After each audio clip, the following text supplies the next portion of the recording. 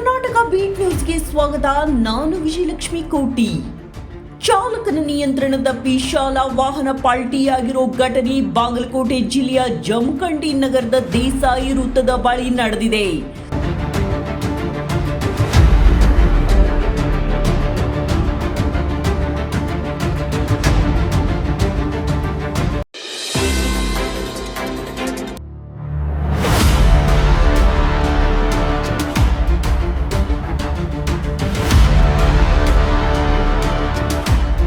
ರವಿವಾರವಾದುದರಿಂದ ವಾಹನದಲ್ಲಿ ಯಾವುದೇ ವಿದ್ಯಾರ್ಥಿಗಳು ಪ್ರಯಾಣ ಮಾಡುತ್ತಿರಲಿಲ್ಲ.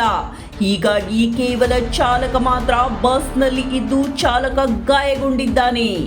ಜಮಖಂಡಿ ತಾಲೂಕಿನ ಸಿದ್ದಾಪುರ ಗ್ರಾಮದ ಖಾಸಗಿ ಶಾಲೆ ಎಂದು ತಿಳಿದು ಬಂದಿದ್ದು ನಿಯಂತ್ರಣ ತಪ್ಪಿ ಅಪಘಾತ ಸಂಭವಿಸಿದೆ ಎನ್ನಲಾಗಿದೆ.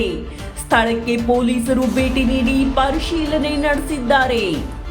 ಕ್ಷಣ ಕ್ಷಣದ ಸುದ್ದಿಗಾಗಿ ವೀಕ್ಷಿಸಿ ಕರ್ನಾಟಕ ಬೀಟ್ ನ್ಯೂಸ್.